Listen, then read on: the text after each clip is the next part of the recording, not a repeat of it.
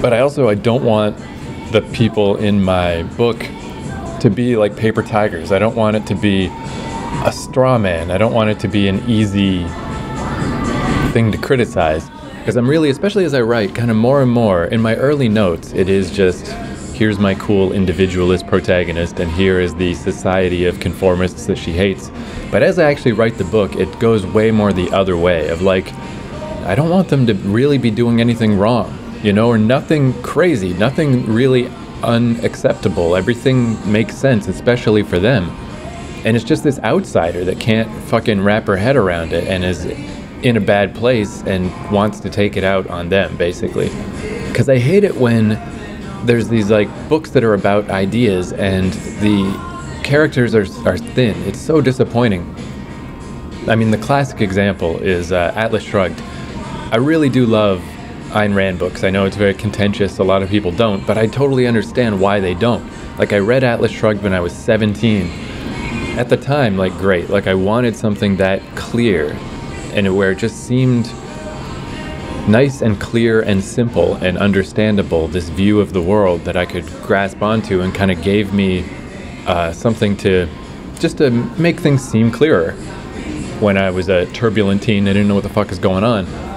But then as the years, I mean, pretty much right away, I never got along with other Ayn Rand fans. I always found them very annoying. And then every time I reread her books, just this year, I got a copy of Atlas Shrugged at a thrift store because I opened it up to a chapter where the character Francisco is talking, and he's great. He's like the best character she ever wrote, and he's saying all this inspiring shit about human endeavor and what it means to be a human and to create and to be an individual, and it's awesome. And I'm like, man, I forgot how much I love this book. Let me grab this.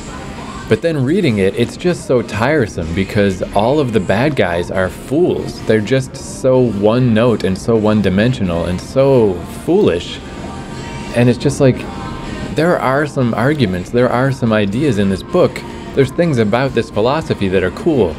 But when you pit them against these foolish characters, it's just, there's nothing to sink your teeth into. And that's why I think people don't like Ayn Rand, is her ideas are contentious to some, you know, it's like radical individualism, but particularly when she paints everyone else as a fucking idiot. Like, I think that's where it really becomes a problem. That's where people get offended.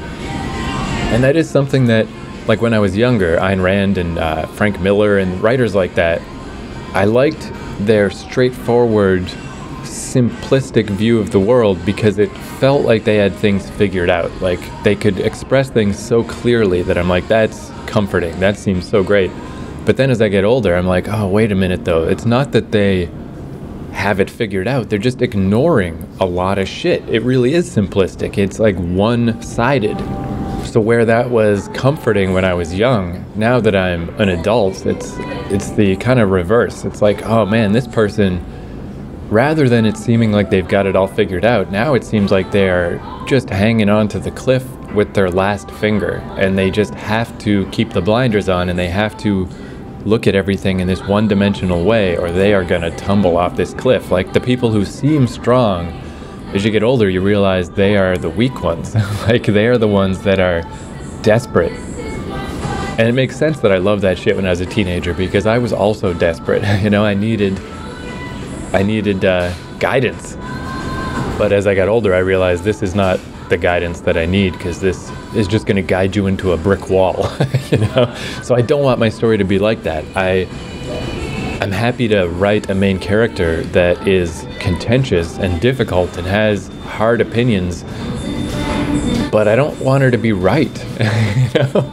I want it to be very clear that she's a fucking asshole and she is not looking at this in a complete way, and that these people that she's vilifying are not the bad guys.